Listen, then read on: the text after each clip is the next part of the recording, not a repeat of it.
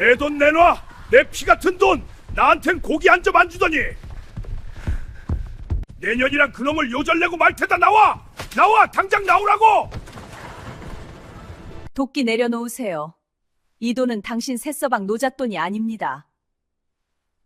머슴을 장군으로 만든 여인, 그리고 도끼 한 자루로 역사를 바꾼 곰 같은 사내. 진흙탕 속에서 피어난 가장 위대한 내조 진흙 속에 핀 연꽃과 곰 같은 산의 이야기, 지금 시작합니다. 정사가 기록하지 못한 숨겨진 진실.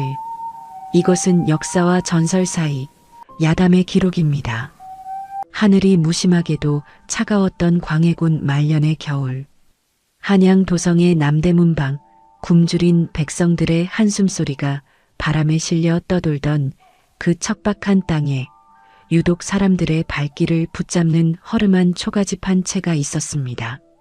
지붕은 썩은 지프로 덮여 비가 오면 물이 샜고 기둥은 비스듬히 기울어져 금방이라도 쓰러질 듯 위태로웠으나 그곳은 해가 지면 고단한 하루를 잊으려는 사내들의 열기로 뜨겁게 달아오르곤 했습니다.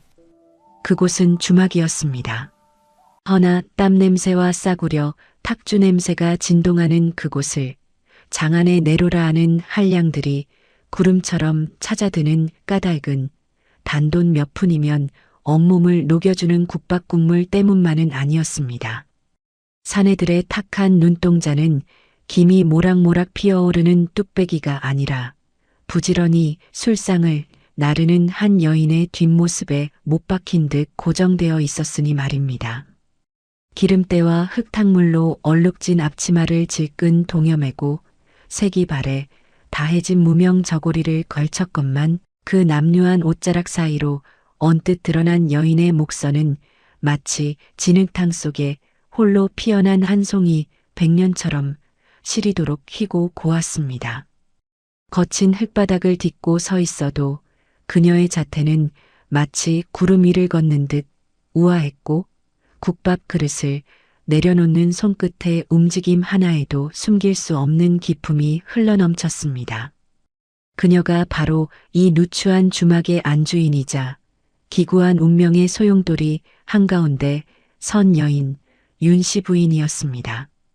그녀가 고개를 들어 손님을 맞이할 때면 왁자지껄하던 주막은 찬물을 끼얹은 듯 일순간 정적에 휩싸이곤 했습니다.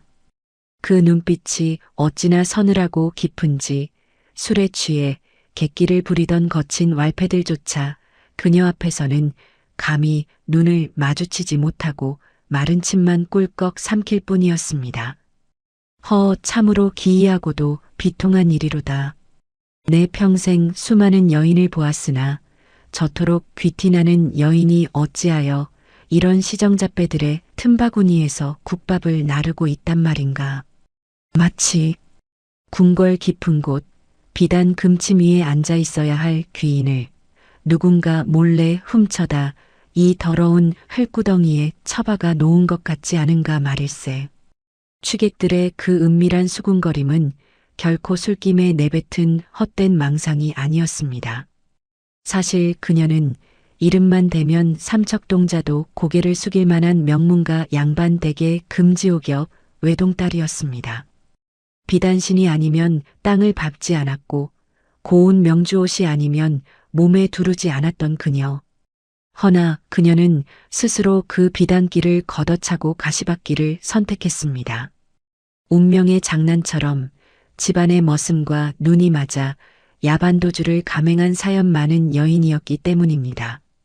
모든 것을 버리고 선택한 사랑. 허나 그 대가는 이토록 혹독한 가난과 뼈를 깎는 천대였습니다.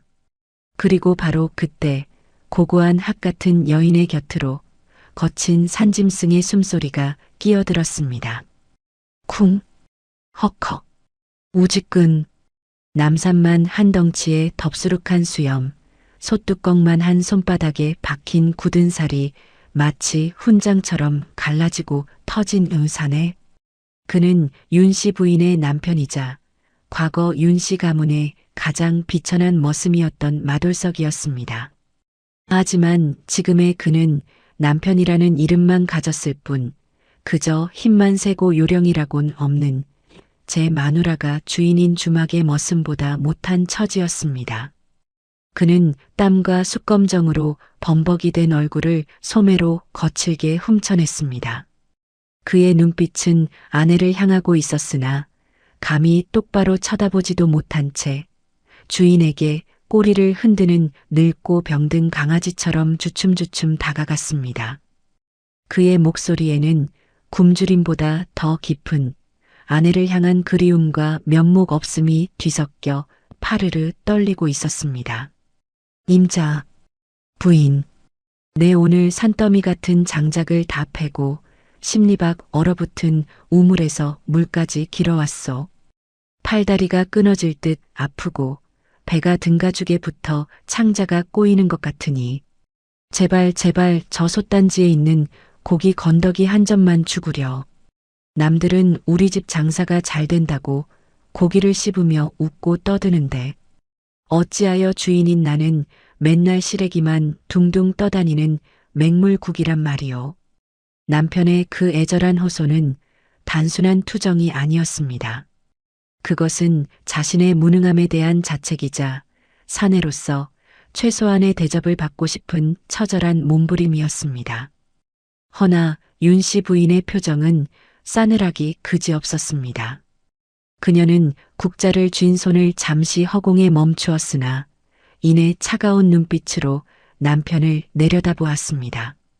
하지만 그 서늘한 눈매 깊은 곳, 아무도 보지 못하는 그곳에는 차마 입 밖으로 낼 수 없는 살점을 도려내는 듯한 아픔과 결기가 소용돌이치고 있었습니다. 그녀라고 어찌 모르겠습니까? 자신을 위해 도둑놈 소리를 듣고 양반댁 머슴들의 매질을 견뎌내며 자신을 지켜준 사내였습니다. 당장이라도 솥단지째 고기를 퍼주며 고생했다. 미안하다 울고 싶은 마음이 굴뚝 같았으나 그녀는 떨리는 입술을 앙다물고 일부러 더욱 모질고 독한 말을 내뱉어야만 했습니다. 그를 살리기 위해서, 그를 더 큰 사람으로 만들기 위해서 말입니다. 배가 정 고프시거든 부엌 구석, 개밥그릇 옆에 식은 밥이 있으니 물이나 말아 드십시오. 고기는 돈을 내는 손님 몫이지 당신 몫이 아닙니다. 큰일을 하려는 사내가, 훗날 처나를 호령해야 할 사내가 어찌 고작 고기 한 점에 이리 집착하십니까? 부끄러운 줄 아십시오. 그 큰일이라니. 나는 그런 거 모르오. 나는 그저 임자 입에 풀칠이라도 시키고 싶어서 비단 금침에서 자야 할 임자가 나 같은 놈 만나서 이 고생을 하는데 내가 무슨 염치로 큰일을 한단 말이오. 나는 그저 내가 사랑하는 여인이 주는 따뜻한 고기 한 점. 그거면 되는데. 남편의 그 한마디가 예리한 비수가 되어 윤 씨 부인의 가슴을 후벼 팠습니다. 나 같은 놈 만나서. 그것은 마돌석이 평생을 짊어지고 온 죄책감이자 윤 씨 부인이 밤마다 남몰래 이불을 뒤집어 쓰고 삼켜야 했던 눈물의 원천이었습니다. 부인의 매몰찬 거절에 마돌석은 입을 삐죽이며 부엌 구석, 빛조차 들지 않는 어두운 그림자 속으로 물러날 수밖에 없었습니다. 사람들은 그런 돌석을 보며 혀를 찼습니다. 주제도 모르고 양반집 규수를 훔쳐 달아난 죄로 평생 머슴처럼 잡혀 사는 꼴이라 비웃었지만 그 내막에 숨겨진 거대한 계획과 사랑을 아는 이는 이 세상에 아무도 없었습니다. 손님들이 모두 떠나고 정막만이 감도는 깊은 밤, 달빛조차 구름에 가려 스며들지 않는 주막의 안방에서는 기이한 풍경이 벌어지고 있었습니다. 윤 씨 부인은 희미한 호롱불 아래 정자하고 앉아 그동안 악착같이 모은 엽전 꾸러미를 바닥에 쏟아부었습니다. 차르륵 짤랑. 짤랑거리는 금소금이 방 안을 가득 채웠고 호롱불에 비친 그녀의 그림자는 마치 거대한 산처럼 벽면을 타고 일렁였습니다. 그녀는 거친 손마디로 돈을 세고 또 세었습니다. 그 엽전 한 입 한 입에는 그녀가 양반의 체면을 버리고 취객들의 희롱을 견뎌내며 흘린 피눈물이 서려 있었습니다. 시래기를 줍기 위해 시장 바닥을 기어다니고 푼돈을 아끼려 썩은 배추를 다듬으며 모은 돈이었습니다. 그것은 단순한 재물이 아니었습니다. 자신의 남편을 국밥집 머슴이라는 오명에서 벗어나게 해줄, 아니 천하를 호령할 장군으로 만들기 위해 준비한 처절한 혁명의 불씨였던 것입니다. 하지만 문 밖 차가운 마루에서 문종이 구멍으로 이 광경을 훔쳐보는 마돌석의 눈에는 그저 돈독이 오른 탐욕스러운 아내의 모습으로만 비쳤습니다. 그의 눈동자가 흔들렸습니다. 저게 다 얼마란 말인가. 저 정도면 기와집 10채는 사고도 남을 돈이 아닌가. 헌데 나에게는 엽전 한 푼, 술 한 잔을 아까워하다니. 설마 저 여자가 이제 와서 딴 마음을 품은 것은 아닐까? 나 같은 무식하고 냄새나는 농가는 더 이상 못 살겠다며 저 돈을 싸질머지고 젊고 잘생긴 양반 농가 도망가려는 속셈이 분명해. 의심은 꼬리에 꼬리를 물고 독버섯처럼 피어났습니다. 자신이 가진 것이라곤 무식한 힘뿐이라는 자격지심이 돌석의 가슴을 난도질했습니다. 그는 자신의 거친 손을 내려다보았습니다. 굳은 살이 박히고 터져서 피가 맺힌 손. 이 손으로는 아내에게 비단옷 한 벌, 꽃신 한 켤레 사줄 수 없다는 절망감이 그를 집어삼켰습니다. 그날 밤 마돌석은 차가운 부엌 바닥에 웅크리고 앉아 아내가 있는 안방 쪽을 하염없이 바라보며 소리 없는 눈물을 삼켰습니다. 임자, 나는 말이오. 당신이 비단옷 입고 남들처럼 고운 꽃신 신고 걷는 걸 죽기 전에 한 번만이라도 보고 싶었소? 헌데 내가 해줄 수 있는 게 고작 식은 밥덩이뿐이라니. 내가 죄인이요. 천하에 씻지 못할 죄인이요. 부엌 아궁이에 꺼져가는 불씨처럼 돌석의 마음도 차갑게 식어가고 있었습니다. 허나 그는 꿈에도 몰랐습니다. 내일 아침 부인이 그 장롱 깊숙한 곳에서 꺼내 입게 될 옷이 그가 그토록 보고 싶어 했던 비단 옷이라는 것을, 그리고 그 옷을 입은 그녀의 모습이 두 사람의 운명을 송두리째 뒤흔들게 될 줄은 말입니다.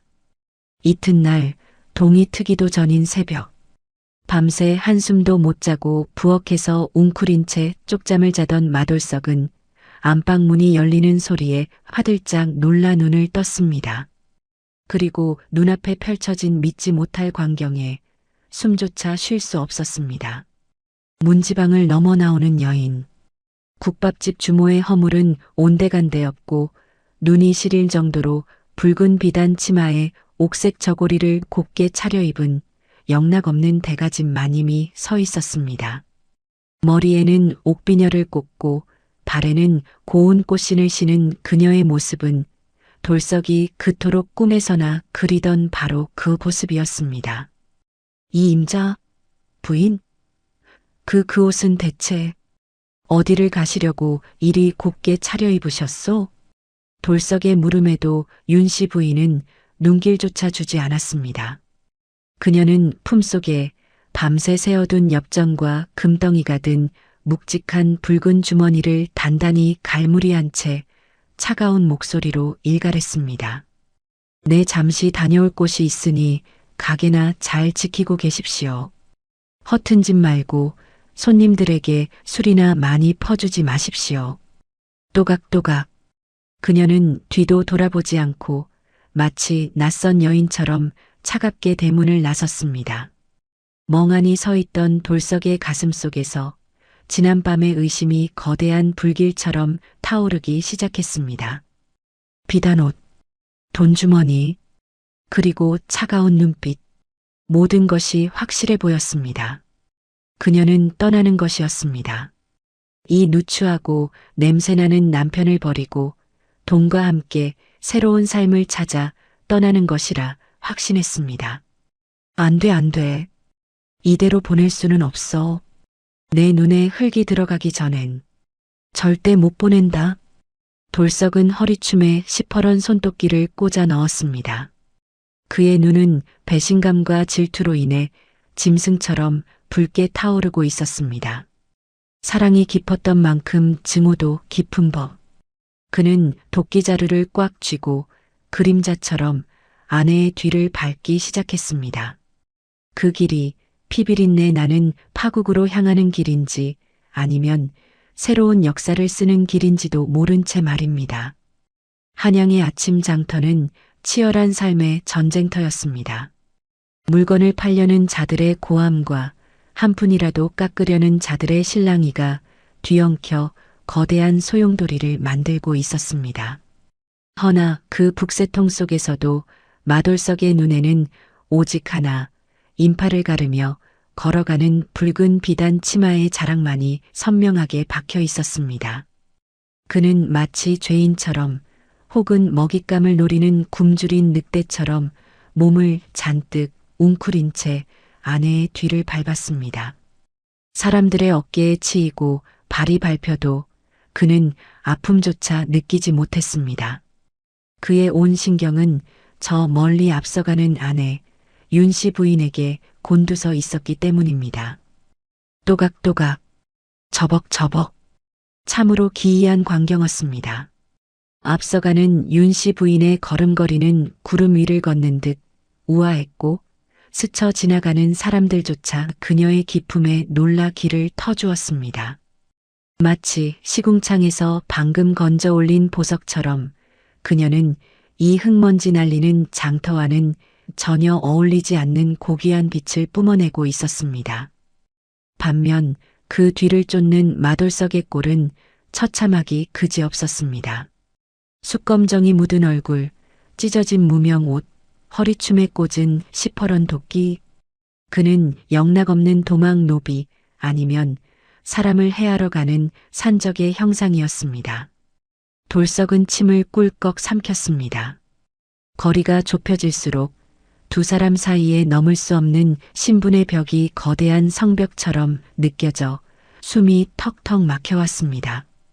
곱다 참으로 곱다. 지난 5년 동안 내 옆에서 국밥 국물을 뒤집어 쓰고 살 때는 잊고 있었어.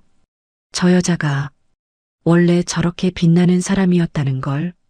비단 옷을 입은 부인의 뒷모습은 돌석에게 잊고 싶었던 과거의 기억을 끄집어냈습니다. 자신이 윤씨 가문의 머슴으로 짐승처럼 일하던 시절, 담장 너머로 훔쳐보았던 아기씨, 감히 눈도 마주치지 못해 땅바닥만 보며 마님하고 불렀던 그 고귀한 여인이 지금 저기에 걸어가고 있었습니다. 그녀가 다시 양반의 옷을 입자 돌석은 순식간에 다시 머슴으로 전락해버린 듯한 비참함을 느꼈습니다. 5년 전 야반도주하던 그날 밤의 맹세가 돌석의 귓가에 환청처럼 울렸습니다. 아기씨 나를 따라가면 평생 손에 물 한 방울 안 묻히게 해주겠소. 비단 옷은 못 입혀줘도 내 등골을 빼서라도 굶기지는 않겠소. 제발 나를 믿어주시오. 하지만 현실은 어떠했습니까? 손에 물 한 방울은커녕 매일 썩은 내 나는 설거지 물에 손을 담그게 했고 등골을 빼기는커녕 아내가 번 돈으로 술이나 퍼마시는 신세가 되었습니다. 돌석은 입술을 깨물었습니다. 비릿한 피맛이 입안에 번졌습니다. 거짓말쟁이, 천하의 사기꾼 놈, 약속 하나 못 지킨 주제에 이제 와서 도끼를 들고 뒤를 밟다니 내가 사내 새끼냐. 그때였습니다. 앞서가던 윤씨 부인이 갑자기 걸음을 멈추었습니다. 돌석은 화들짝 놀라 생선가게 가판대 뒤로 몸을 숨겼습니다. 심장이 튀어나올 듯 쿵쾅거렸습니다. 들킨 것일까? 아니면 마음이 바뀌어 집으로 돌아가려는 것일까? 하지만 윤씨 부인은 뒤를 돌아보지 않았습니다. 그녀는 잠시 주위를 살피는 듯 하더니 시장통을 벗어나 오른쪽 골목으로 방향을 틀었습니다. 그곳은 시장이 아니었습니다. 기와집들이 즐비하게 늘어선 곳. 향긋한 분 냄새와 사내들의 웃음소리가 담장을 넘는 곳. 한양에서 돈 좀 있다는 한량들과 권세가들이 모여든다는 유흥의 거리, 북촌으로 향하는 길목이었습니다. 저기는 안 되는데? 저기는 시장이 아니잖아. 저기는 기생들이 있는 곳이잖아. 돌석의 손에 땀이 흥건하게 배어 나왔습니다. 설마 했던 불길한 예감이 독사처럼 목덜미를 휘감았습니다. 정숙한 부인이 그것도 대낮에 저런 활락가에 갈 이유가 무엇이란 말입니까? 혹시나 하는 마음에 그는 눈을 비비고 다시 보았지만 붉은 비단 치마는 야속하게도 점점 더 깊은 골목, 더 은밀한 곳으로 빨려 들어가고 있었습니다. 골목 깊숙이 들어갈수록 장터의 땀 냄새는 사라지고 머리가 어지러질할 정도로 진한 향수 냄새가 진동했습니다. 돌석은 마치 낯선 세상에 떨어진 짐승처럼 잔뜩 위축되어 담벼락에 몸을 붙인 채 걸음을 옮겼습니다. 지나가는 행인들의 옷차림조차 달랐습니다. 모두가 비단옷에 갓을 쓴 양반들이거나 화려하게 치장한 기생들이었습니다. 누더기를 걸친 돌석을 보는 그들의 시선에는 경멸과 조소가 담겨 있었습니다. 어허, 웬 거지가 여기까지 들어왔나? 냄새나게 시리. 여봐라, 저놈 좀 쫓아내거라. 기분 잡치겠다. 평소 같으면 뭐라고 하며 도끼 눈을 떴을 돌석이었지만 지금은 그럴 정신조차 없었습니다. 그의 시선 끝에 윤씨 부인이 마침내 멈춰 섰기 때문입니다. 그녀가 멈춘 곳은 이 골목에서도 가장 크고 화려하기로 소문난 기방, 월양루의 웅장한 대문 앞이었습니다.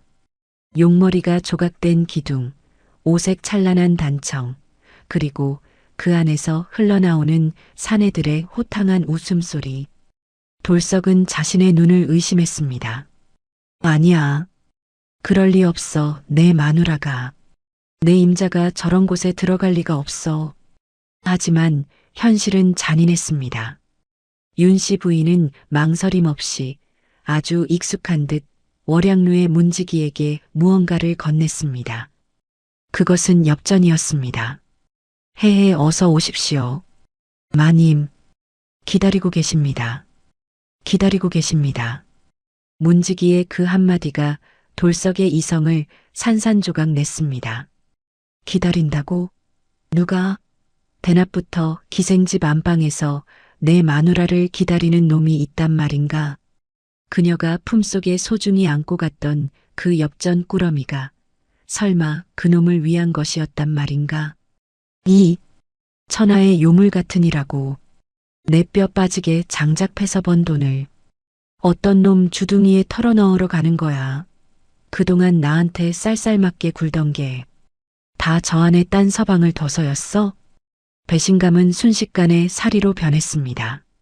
5년 전 양반집 담장을 넘을 때 느꼈던 그 떨림은 이제 도끼를 쥔 손에 분노 섞인 떨림으로 바뀌어 있었습니다.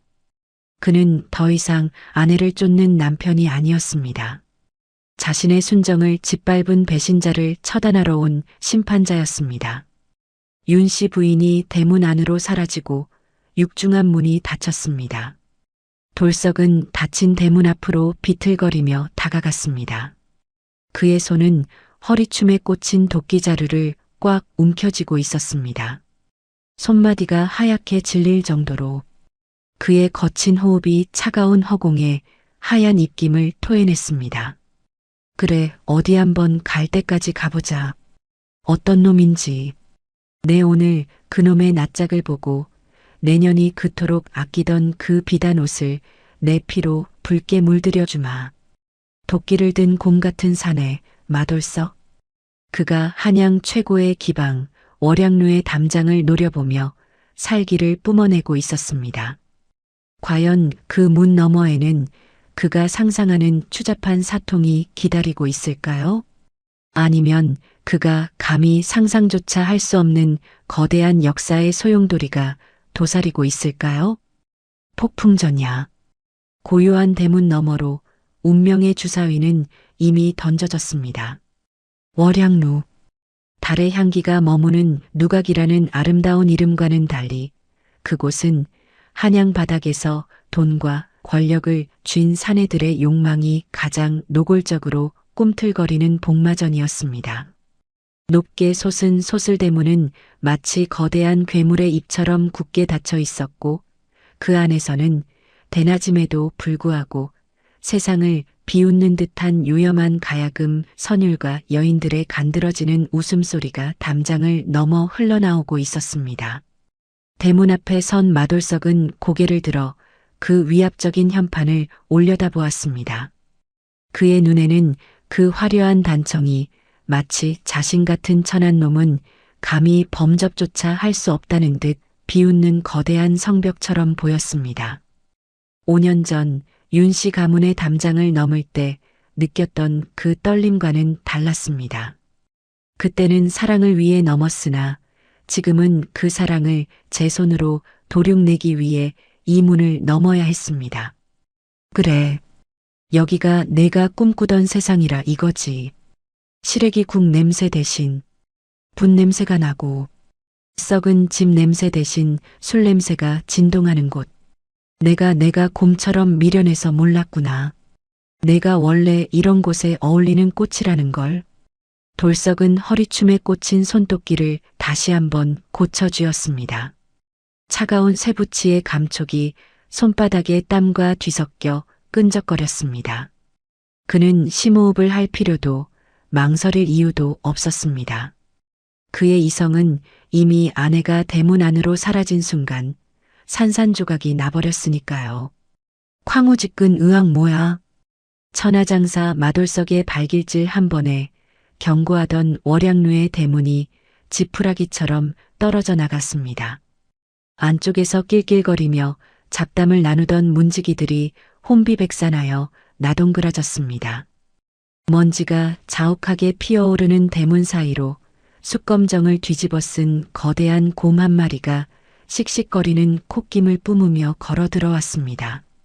그 모습은 흡사지옥의 문을 부수고 나온 야차와도 같았습니다. 뭐야? 이 미친놈은 여기가 어디라고 행패야. 썩 꺼지지 못해. 비켜. 피냄새 맡기 싫으면 당장 길터라. 휘쿵 와장창. 돌석은 달려드는 하인들을 파리 쫓듯 손짓 한 번으로 날려버렸습니다. 그가 한 발자국을 내디딜 때마다 마당에 깔린 고운 백사장이 저벅저벅하고 비명을 질렀습니다. 월양루의 마당은 화려했습니다. 연못에는 비단잉어가 헤엄치고 정자에는 비단 휘장이 드리워져 있었으며 곳곳에 완개한 매화향기가 코를 찔렀습니다. 하지만 돌석에게 그 모든 풍경은 구역질 나는 사치일 뿐이었습니다. 그는 짐승처럼 킁킁거리며 그 역겨운 향기 속에서 오직 하나, 아내의 흔적을 쫓았습니다. 어디 숨었냐, 어디 숨어서 낄낄거리고 있냐. 나한테는 춥다고 불도 안 떼주더니 여기서는 따뜻한 아랫목에서 뒹굴고 있느냐. 딩딩. 꺄악 산적이다. 돌석이 본체에 들어서자 복도를 지나던 기생들이 비명을 지르며 치맛자락을 잡고 도망쳤습니다. 그들의 화려한 비단 치마가 돌석의 찢어진 무명 옷과 대비되어 그의 초라함을 더욱 부각했습니다. 그 시선, 그 경멸 어린 눈빛들. 어머, 저 냄새나는 거지는 뭐야? 하는 듯한 속삭임들이 돌석의 귀에는 천둥 소리처럼 크게 들려왔습니다. 그때였습니다. 긴 복도 끝 가장 깊숙하고 은밀한 곳에 위치한 특실 쪽에서 익숙한 목소리가 들려왔습니다. 5년을 함께 살며 매일 밤 들었던 목소리. 하지만 한 번도 들어보지 못한 나긋나긋하고 애절한 톤의 목소리였습니다. 받아주십시오. 제 모든 것을 팔아서 마련한 것입니다.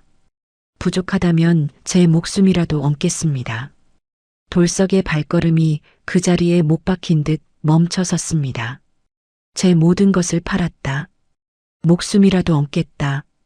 돌석의 단순한 머릿속에서 그 말은 단 하나의 의미로 번역되었습니다. 자신에게는 한 번도 보여주지 않았던 여인의 순정. 그것을 지금 방 안에 있는 낯선 사내에게 바치고 있다는 뜻으로 말입니다. 모든 걸 바쳐? 나한테는 밥 한 덩이 주는 것도 아까워하더니 그놈한테는 목숨까지 줘?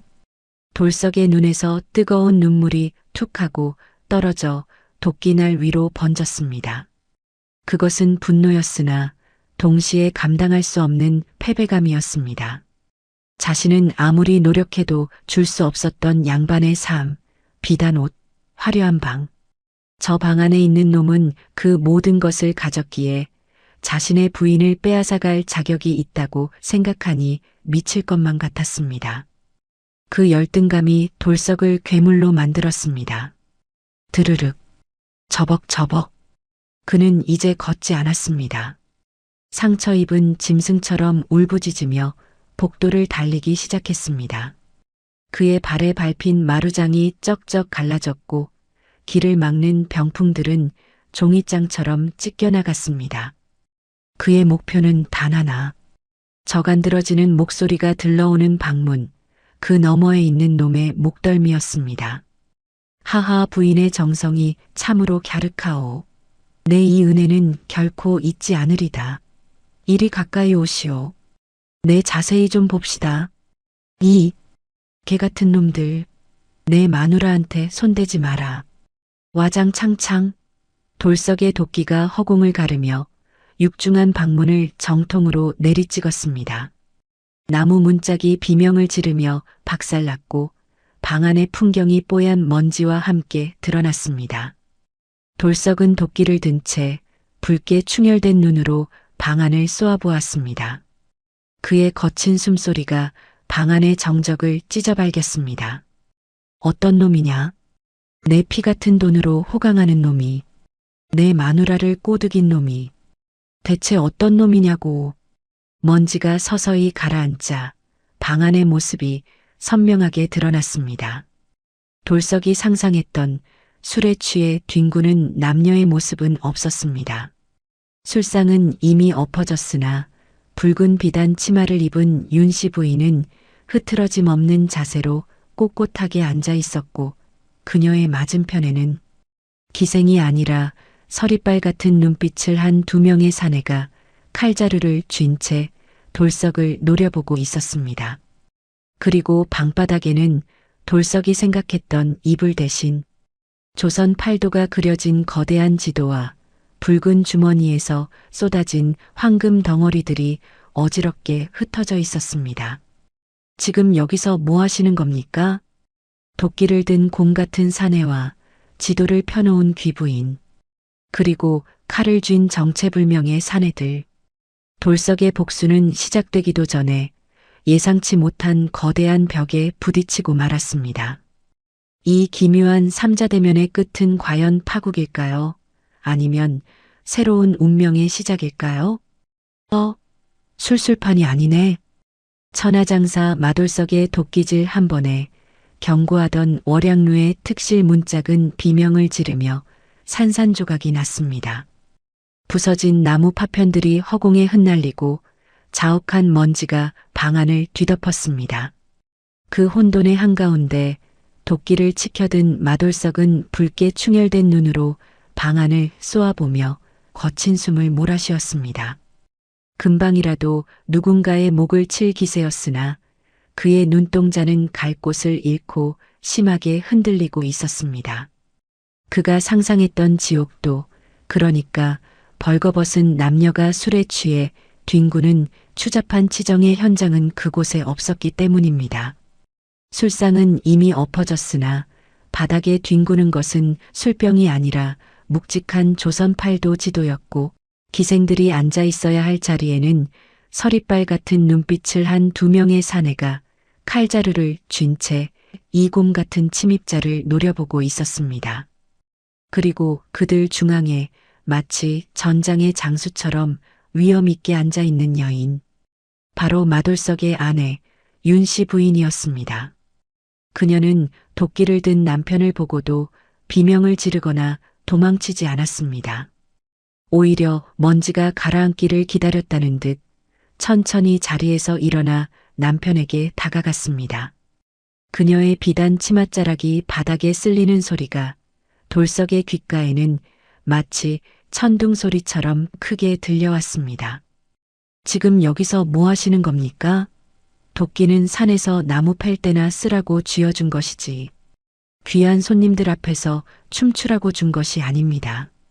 당장 그 흉물스러운 것을 내리십시오. 부인의 섯을 펄언 일갈에 천하장사 마돌석의 어깨가 움찔하고 줄어들었습니다. 그는 여전히 상황 파악이 되지 않은 채 멍청한 표정으로 도끼를 든 손을 허공에 멈췄습니다. 머릿속은 뒤죽박죽이었습니다. 새서방은 어디 가고 웬 새님들이 앉아 있는 것인지, 왜 술냄새 대신 묵향기가 진동하는 것인지, 그리고 아내는 왜 저토록 당당한 것인지 도무지 알 수가 없었습니다. 돌석은 억울함과 혼란스러움에 짐승처럼 울부짖듯 물었습니다. 내리라니, 내가 지금 도끼를 내리게 생겼어. 내가 임자가 말하지 않았어? 모든 걸 바치겠다고, 목숨까지 바치겠다고. 어떤 놈이야? 내 피 같은 돈으로 호강하는 놈이, 내 마누라 꼬드겨서 목숨까지 내놓으라는 놈이 어떤 놈이냐고. 돌석의 절규에 방 한쪽에 앉아있던 선비 차림의 사내, 훗날 인조반정의 주역이 될 김유가 헛웃음을 지으며 일어섰습니다. 그는 칼을 거두고 한심하다는 듯, 그러나 연민이 섞인 눈빛으로 돌석을 바라보았습니다. 허허, 새서방이라니. 이복의 마돌석. 자네 눈에는 이 지도가 술상으로 보이고 우리가 기생 오라비로 보이는가? 자네 부인이 가져온 돈은 새서방의 노잣돈이 아니라 썩어 빠진 이 나라를 뒤엎을 거사의 자금일세. 쿵띠링. 거사. 그 낯설고도 무거운 한마디가 마돌석의 귓가에 벼락처럼 꽂혔습니다. 지금 이 방 안의 사람들은 영모, 아니 세상을 뒤집을 혁명을 꾸미고 있었던 것입니다. 윤씨 부인은 멍하니 서 있는 남편에게 한 발자국 더 다가갔습니다. 그리고 돌석의 손에서 힘없이 떨리고 있는 도끼자루를 낚아채듯 빼앗아 바닥에 내던졌습니다. 챙그랑 도끼가 바닥에 떨어지는 소리와 함께 돌석을 지탱하고 있던 분노의 둑도 무너져 내렸습니다. 윤씨 부인은 굳은 살이 박히고 숯검정이 묻은 남편의 거친 두 손을 자신의 고운 두 손으로 감싸쥐었습니다. 그녀의 차가웠던 눈빛이 사르르 녹아내리더니 비로소 그 안에 숨겨두었던 뜨거운 눈물이 차올랐습니다. 그것은 지난 5년간 남편을 속이고 구박하며 홀로 삼켜야 했던 미안함과 사랑의 결정체였습니다. 여보 서방님, 당신을 평생 국밥집 머슴으로 남들 손가락질이나 받는 천한 사내로 살게 할 수는 없었습니다. 제가 독한 년입니다. 당신에게 따뜻한 고기 한 점 주지 않고 굶기고 구박하며 모은 돈입니다. 하지만 이 돈이 아니면 당신을 세상 밖으로 꺼낼 수가 없었습니다. 뭐라? 나를 위해서 도망가려는 게 아니라, 그 비단 옷 입고 나를 버리려던 게 아니라, 도망이라니요. 제가 당신을 두고 어디를 갑니까? 이 돈으로 말을 사고 무기를 사서 당신을 조선의 대장군으로 만들 것입니다. 내 서방님 마돌석은 곰처럼 미련한 놈이 아니라 호랑이처럼 용맹한 사내라는 걸 천하에 보여주고 싶었습니다. 털썩? 그제야 돌석은 깨달았습니다.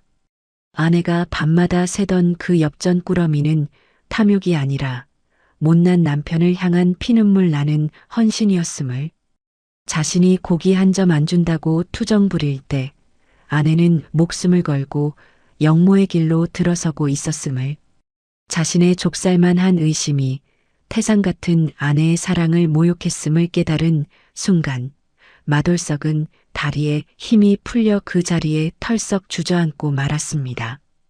임자 부인, 내가 죽일 놈이요. 내가 눈이 멀어 미친 놈이요. 나는 당신이 나 같은 무식쟁이가 싫어서 도망가려는 줄만 알고 도끼를 갈았는데 당신은 나를 장군 만들겠다고 그 고생을 했단 말이요.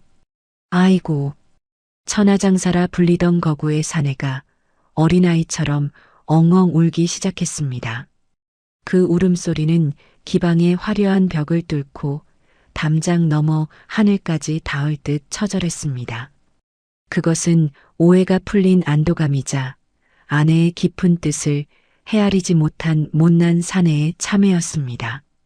혁명을 논하던 비장한 자리가 순식간에 눈물바다가 되고 말았습니다. 지켜보던 이기 대감이 혀를 차며 껄껄 웃었습니다. 허허 우 부인, 남편을 장수로 쓰려거든 담력부터 키워야겠소. 도끼 들고 들어올 땐 야차 같더니 눈물은 아녀자보다 더 많구려. 저래서야 어디 전쟁터에 내보내겠소? 아닙니다. 제 남편은 눈물이 많은 게 아니라 정이 많은 것입니다. 서방님, 이제 우는 건 그만하세요. 눈물을 닦고 일어서세요. 서방님에게는 이제 국밥 그릇이 아니라 나라를 구할 칼자루가 쥐어졌습니다. 윤씨 부인은 바닥에 떨어진 엽전 주머니를 주워 흙먼지를 탁탁 털어내고는 남편의 손에 쥐어주었습니다. 그 붉은 주머니는 단순한 돈이 아니었습니다. 남편을 향한 믿음이자 목숨을 건 출사표였습니다. 지금부터 당신의 그 힘을 국밥 나르는 데가 아니라 세상을 뒤집는 데 쓰셔야 합니다. 할 수 있겠습니까? 아니, 해내야만 합니다. 하겠소. 임자가 하라면 지옥불이라도 뛰어들겠소. 내 이 목숨 부인과 조선을 위해 바치리다. 둥둥. 그날 밤 월양루의 비밀스러운 방 안에서 곰 같은 사내 마돌석은 비로소 깨어났습니다. 윤씨 부인은 지도를 펼쳐놓고 이제 막 눈물을 그친 남편에게 첫 번째 임무를 하달했습니다. 그것은 칼을 휘두르는 일이 아니었습니다. 그의 무식함을 무기로 삼아 적의 심장부로 걸어 들어가는 가장 위험하고도 치밀한 연극이었습니다. 지금 궁궐을 지키는 훈련도감의 대장, 그자가 술과 뇌물을 좋아한다고 합니다. 당신은 내일부터 그자에게 접근하여 술친구를 맺고 궁궐의 경비 상황을 알아오세요. 단 명심하세요. 똑똑한 척하면 죽습니다. 당신은 마누라가 무서워 도망 나온 힘센 바보가 되어야 합니다. 운명의 주사위는 던져졌고 되돌릴 수 없는 강은 이미 건너버렸습니다. 지난밤 월양루에서의 눈물겨운 화해와 각성이 있었던 다음 날 새벽, 남대문 밖 주막에는 여느 때와 다름없이 구수한 국밥 냄새가 피어올랐으나 그 공기의 무게는 어제와 사뭇 달랐습니다. 윤씨 부인은 남편의 허리춤에 낡은 호패 대신 묵직한 꾸러미 하나를 단단히 메어주었습니다. 그것은 반정 세력이 왕실 창고에서 몰래 빼돌린 최고급 보물, 황금으로 만든 금두껍이었습니다. 이 작은 금덩이 하나에 두 사람의 목숨은 물론이요, 수백 명의 동지들의 생사가 달려 있었습니다. 그녀는 남편의 옷매무새를 다듬어주며 각근을 고쳐 매주었습니다. 그녀의 손끝이 미세하게 떨리고 있었습니다. 서방님 명심하십시오. 오늘 서방님이 만날 자는 훈련도감의 대장 이괄입니다. 그는 칼을 쓰는 무인이지만 뱃속에는 능구렁이 100마리가 들어앉은 의심 많은 자입니다. 조금이라도 똑똑한 척하거나 눈동자를 굴리며 머리를 쓰는 기색을 보이면 그 자리에서 목이 달아날 것입니다. 걱정 마시오, 부인. 내가 곰 흉내 하나는 타고나지 않았소. 내 오늘 그 호랑이 코털을 뽑는 게 아니라 호랑이 등 위에 올라타고 오리다. 돌석은 부인의 손을 꽉 한번 잡아주고는 뒤도 돌아보지 않고 어둠 속으로 걸어 들어갔습니다. 그의 뒷모습은 영락없는 산적 같은 덩치였으나 그 어깨에 짊어진 무게는 천하 그 자체였습니다. 해질 무렵 한양 뒷골목의 은밀한 투전판, 빛조차 들지 않는 지하 밀실은 매캐한 담배 연기와 땀 냄새, 그리고 욕망의 악취로 진동하고 있었습니다. 그 혼탁한 공기 한가운데 호랑이 가죽을 깐 상석에 삐딱하게 앉아있는 사내가 있었습니다. 광해군의 총애를 받으며 한양의 군권을 한 손에 쥐고 있는 실세, 훈련대장 이괄이었습니다. 그는 퀭한 눈으로 패를 쪼으며 연신 독한 술을 들이켜고 있었습니다.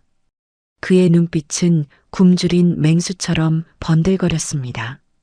에잉, 오늘따라 패가 영 시원찮구나. 술맛도 맹물 같고. 여봐라. 어디 마실만한 술 좀 가져오너라. 이따위 싸구려 막걸리 말고 내 타는 목을 적셔줄 독주말이다. 이괄의 서슬 퍼런 호통에 주모와 왈패들이 벌벌 떨며 눈치를 살피고 있을 때였습니다. 투전판 입구에 낡은 거적대기가 획하고 젖혀지더니 집채만 한 그림자가 빛을 가리며 쑥 들어왔습니다. 남루한 옷차림과는 어울리지 않게 양손에 귀한 청자 술병을 들고 입가에는 해벌쭉한 바보 웃음을 머금은 사내, 바로 마돌석이었습니다. 그는 마치 제 집 안방에 들어오듯 성큼성큼 걸어 들어왔습니다. 주변의 왈패들이 칼에 손을 대며 막아서려 했으나 돌석은 그들을 쳐다보지도 않고 오직 이괄만을 향해 멍청한 웃음을 흘리며 다가갔습니다. 그것은 계산된 무례함, 철저하게 연출된 무식함이었습니다. 헤헤, 형님 목이 마르시다니 제가 한 잔 올려도 되겠습니까요? 우리 마누라 몰래 장독대에서 훔쳐온 술인데 이게 아주 기가 막힙니다요. 뭐냐? 웬 산적 같은 놈이. 내 놈은 누군데 감히 내 술상에 끼어드느냐? 옥고를 보니 엽전 한 푼 없어 보이는데 그 귀한 청자는 어디서 훔쳤느냐? 살벌한 침묵이 흘렀습니다. 이괄의 호위무사들이 칼집에서 검을 반쯤 뽑아들며 돌석의 목을 겨누었습니다. 보통 사람이라면 오금을 저리며 주저앉았을 상황. 하지만 돌석은 이 절체절명의 순간 머리를 굴리는 대신 타고난 단순함을 무기로 꺼내 들었습니다. 그는 서슬 퍼런 칼날은 보이지도 않는다는 듯 태연하게 술병 마개를 이빨로 뽕 따버렸습니다. 콸콸콸. 훔치다니요? 훔친 거 맞습니다요. 헤헤. 제 마누라가 어찌나 무서운지. 밤마다 바가지를 긁어대는 통에 홧김에 비상금이랑 술 들고 튀었습니다. 돈은 많은데 마누라 등살에 술 한 잔 마음대로 못 마시니 천하장사 힘이 있어도 다 소용없더이다. 나으리처럼 대장부다운 분과 시원하게 한잔하고 싶어 왔는데 칼부터 들이대시니 섭섭하구만요. 쿵 찰랑. 일순간 투전판에 정적이 흘렀습니다. 돌석이 품에서 꺼낸 번쩍이는 금두꺼비가 흐릿한 호롱불빛을 받아 눈부신 광채를 뿜어냈기 때문입니다. 누더기를 입은 사내의 품에서 왕실에서나 볼 법한 보물이 나오자 이괄의 뱀 같은 눈초리가 가늘어졌습니다. 탐욕과 의심이 동시에 교차하는 순간이었습니다. 호 금두꺼비라. 이복의 덩치. 자네 정체가 뭔가. 그저 술이나 한 잔 얻어먹으려는 놈 치고는 미끼가 너무 크지 않은가. 혹시 나를 염탐하러 온 쥐새끼는 아니겠지? 차가운 칼끝이 돌석의 목덜미를 파고들었습니다. 한 방울의 피가 주르륵 흘러내렸습니다. 심장이 터질 것 같았지만 돌석은 침을 꿀꺽 삼키며 아내의 말을 떠올렸습니다. 당신은 곰입니다. 겁을 먹는 게 아니라 배고파하는 곰이어야 합니다. 쥐새끼라니요? 저는 쥐 잡는 법도 모르는 곰 같은 놈입니다. 그나저나 형님, 저 고기 한 점만 먹으면 안 됩니까요? 집에서 쫓겨나 사흘을 굶었더니 목에 칼이 들어와도 저 고기 냄새가 더 무섭습니다요. 마누라가 무서워서 튀었는데 지금 칼보다 고기가 더 무섭다고? 그 아하 덩치는 산만한 놈이 간덩이는 벼룩만도 못하구나. 돌석의 그 엉뚱하고도 본능적인 대답에 이괄은 배를 잡고 폭소를 터뜨렸습니다. 의심 많던 권력자의 경계심이 돌석의 식탐 연기 한 방에 무장해제된 것입니다. 이괄에게 돌석은 염탐꾼이 아니라 그저 힘세고 멍청한 이용해 먹기 딱 좋은 먹잇감으로 보였기 때문입니다. 이괄은 호위무사들에게 칼을 거두라 손짓하고는 돌석이 따라주는 술을 벌컥벌컥 들이켰습니다. 캬, 술맛 한번 죽여주는구나. 그래, 내 놈 이름이 뭐냐? 곰같이 생긴 게 아주 마음에 드는구나. 마돌석이라 하옵니다. 우물우물. 앞으로 형님으로 모셔도 되겠습니까요? 그날 밤 투전파는 두 사내의 웃음소리로 떠나갈 듯 했습니다. 돌석은 타고난 말술로 이괄을 상대하며 그를 완전히 자신의 편으로 만드는 듯 했습니다. 하지만 술자리가 파할 무렵 잔뜩 취해 비틀거리던 이괄이 돌석의 어깨를 감싸주며 던진 나지막한 한마디가 돌석의 등골을 오싹하게 만들었습니다. 헌데 돌석이 아오. 자네 그 금두꺼비 말일세. 아까 보니 바닥에 임금 왕자가 새겨져 있던데. 그건 궁궐 내탕고 애만 있는 물건이네. 일개 국밥집 여편네가 그걸 어찌 가지고 있는가. 쨍그랑. 순간 돌석의 심장이 덜컥 내려앉았습니다. 윤씨 부인이 준 자금이 반정 세력이 왕실 창고에서 몰래 빼돌린 물건이었음을 단순한 돌석은 미처 확인하지 못했던 것입니다.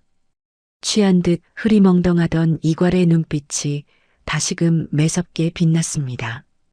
이것은 단순한 호기심이 아니었습니다. 상대의 급소를 찌르고 반응을 살피는 늙은 구렁이의 치명적인 동리였습니다. 말해보게. 자네 부인. 정체가 뭔가? 그리고 자네 진짜로 마누라가 무서워서 온 게 맞는가? 아니면 누군가의 사주를 받고 온 것인가?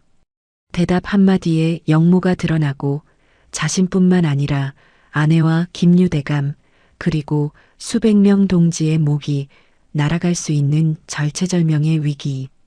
식은 땀이 비 오듯 쏟아지는 돌석의 등 뒤로 투전판의 낡은 문이 끼익 열리며 누군가가 들어왔습니다. 서늘한 분 냄새와 함께 이 숨막히는 상황을 단칼에 정리할 구원투수가 등장했으니 어이구 이 곰탱이 같은 인간아. 여기서 또 술타령이냐? 쾅 쨍그랑 숨막히는 침묵이 감돌던 투전판의 공기를 단칼에 찢어발긴 것은 서리발처럼 차가운 여인의 일갈이었습니다. 이괄의 서슬 퍼런 추궁에 마돌석의 목줄이 타들어가던 찰나 문을 박차고 들어선 윤씨 부인은 방 안의 살벌한 풍경 따위는 안중에도 없다는 듯 성큼성큼 남편에게 다가갔습니다. 그녀의 눈에는 칼을 찬 무사들도 당대 최고의 권력자인 훈련대장 이괄도 보이지 않는 듯 했습니다. 오직 비싼 금두꺼비를 훔쳐 달아난 철없는 남편, 아니 때려 죽여도 시원찮을 원수 같은 곰탱이만이 그녀의 사냥감이었습니다. 이 화상아 이 썩을 인간아 집구석에 쌀이 떨어져도 술타령이더니 기어이 내 비상금까지 들고 튀었느냐. 내가 못 살아. 전생에 무슨 죄를 지어서 이런 곰 같은 인간을 만나 이 고생이란 말이냐. 내놓아라. 내 피 같은 돈 내놔. 짝짝 윤씨 부인의 매서운 손바닥이 천하장사 마돌석의 등짝을 사정없이 내리쳤습니다. 그 손길에는 망설임이 없었습니다.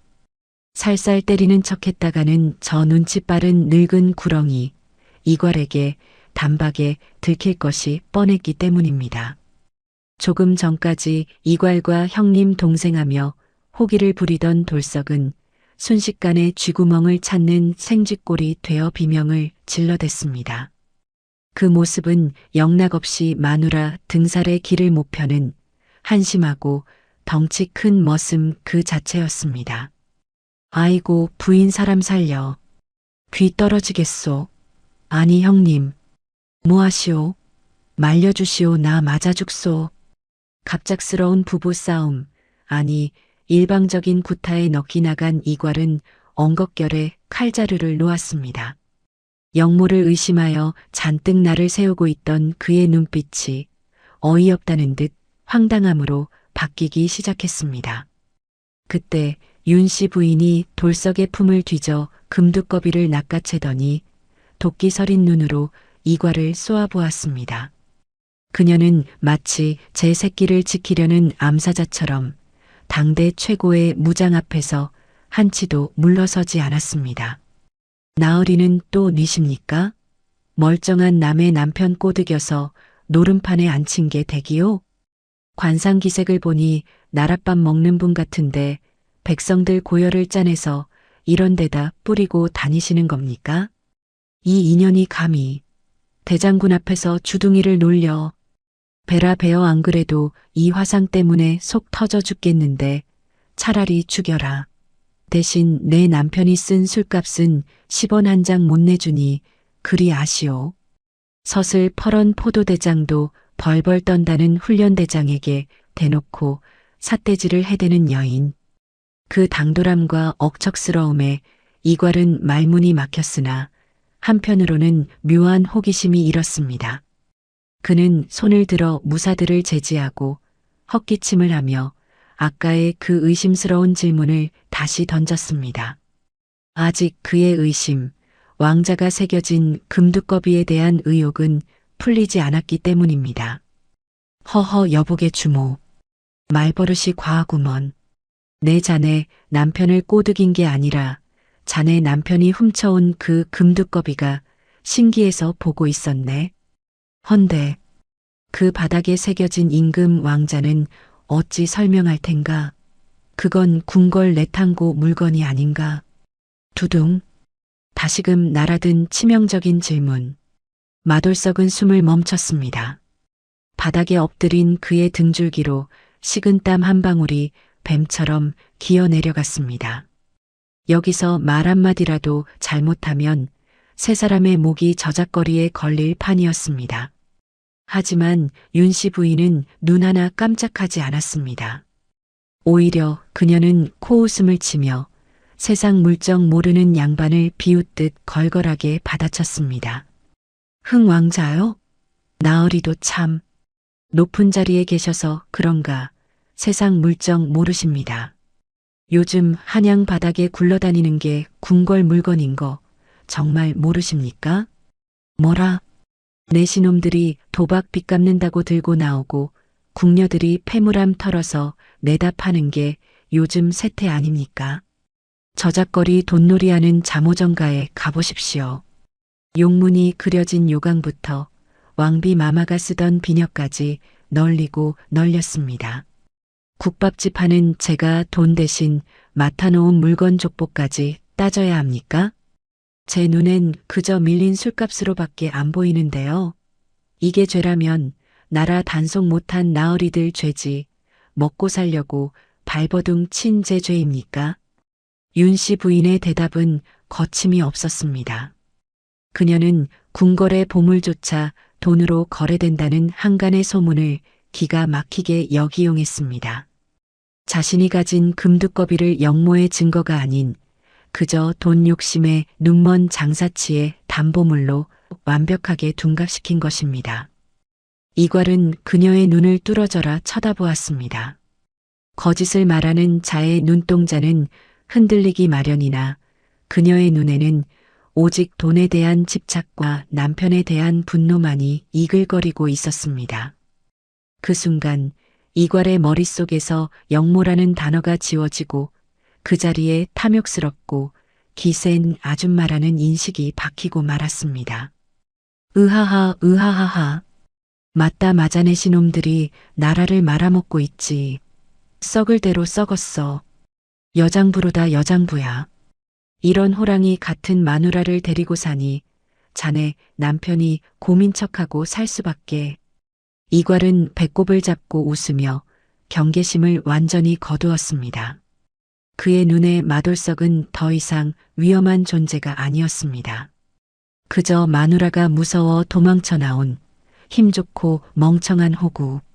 그리고 자신의 야망을 위해 부려먹기 딱 좋은 충직한 사냥개로 보일 뿐이었습니다.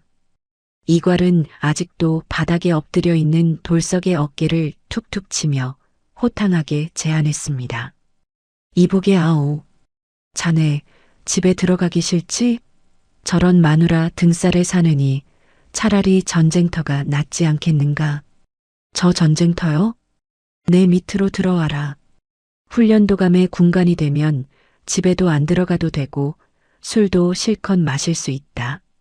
자네의 그 힘, 국밥 그릇 나르기엔 너무 아깝지 않은가? 저 정말입니까? 형님? 집에 안 들어가도 됩니까? 부인 들었지? 나 이제 나란히라는 사람이네. 잔소리 좀 그만해. 나 안 갈 거야. 어이고 화상아. 나란 일은 무슨. 술이나 퍼마시겠지. 나으리 데려가시려거든 맘대로 하십시오. 밥값은 안 들어서 좋겠네요. 대신 나라에서 녹복 나오면 엽전 한 입 빼지 말고 다 저한테 보내십시오. 안 보내면 훈련도감이고 뭐고 쫓아가서 다 엎어버릴 테니까. 짤랑. 터벅터벅. 그렇게 윤씨 부인은 금두꺼비를 챙겨 들고 씩씩거리며 투전판을 빠져나왔습니다. 하지만 주막으로 돌아오는 어두운 골목길에 들어서자 억척스럽던 그녀의 어깨에서 힘이 툭 하고 빠져나갔습니다. 그녀는 다리가 풀린 듯 담벼락에 기대어 주저앉았습니다. 방금 전까지 이괄의 눈을 똑바로 쳐다보며 호통치던 그녀의 손은 사시나무 떨듯 덜덜 떨리고 있었고 이마에는 식은 땀이 비 오듯 흘러내렸습니다. 살았다 살렸다. 서방님, 이제 호랑이 굴문이 열렸습니다. 부디 잡아먹히지 말고 호랑이의 목덜미를 물어뜯고 돌아오세요. 다음 날 아침 마돌석은 국밥집 앞치마 대신 훈련도감의 붉은 군복을 입고 집을 나섰습니다. 그의 덩치에 딱 맞는 갑옷을 입자 그는 더 이상 곰 같은 머슴이 아니었습니다. 투구 아래 빛나는 눈빛은 적의 심장을 노리는 맹수의 그것이었습니다. 윤씨 부인은 대문 앞에서 남편의 옷매무새를 다듬어주며 말없이 눈빛으로 배웅했습니다. 살아서 돌아오세요. 그리고 반드시 세상을 바꿔서 돌아오세요. 드디어 적의 심장 부인 훈련도감으로 첫 출근을 하는 마돌석. 하지만 그곳에는 그가 상상조차 하지 못한 또 다른 함정이 입을 벌리고 기다리고 있었으니 호랑이 이괄은 곰 마돌석을 믿은 것이 아니라 미끼로 쓰려던 것이었을까요? 한양의 군권을 한 손에 쥐고 흔드는 훈련도감의 연병장. 서슬 퍼런 군기가 하늘을 찌르고 병사들의 우렁찬 함성이 땅을 울리는 이곳은 조선에서 가장 위험하고도 삼엄한 호랑이 굴이었습니다. 허나 살기가 등등한 병사들 틈바구니에 전혀 어울리지 않는 기이한 풍경 하나가 펼쳐지고 있었으니 다른 병사들이 비지땀을 흘리며 창수를 연마할 때 연병장 한 구석 평상에 팔자 좋게 드러누워 산더미처럼 쌓인 주먹밥을 입안으로 쓸어 담고 있는 사내 바로 이괄 대장이 직접 점 찍어 데려와 꽂아 넣은 근본 없는 신참 군관 마돌석이었습니다. 그는 마치 겨울잠을 앞둔 곰처럼 양손에 밥덩이를 쥐고 개걸스럽게 먹어치웠습니다. 입가에는 밥풀과 고깃기름이 덕지덕지 묻어 있었고 멍청하게 풀린 눈은 오직 눈앞의 반찬 그릇에만 고정되어 있는 듯 했습니다.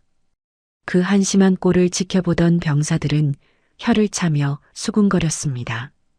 쯧쯧 저자가 대장님께서 데려오신 그 힘센 멍청이인가.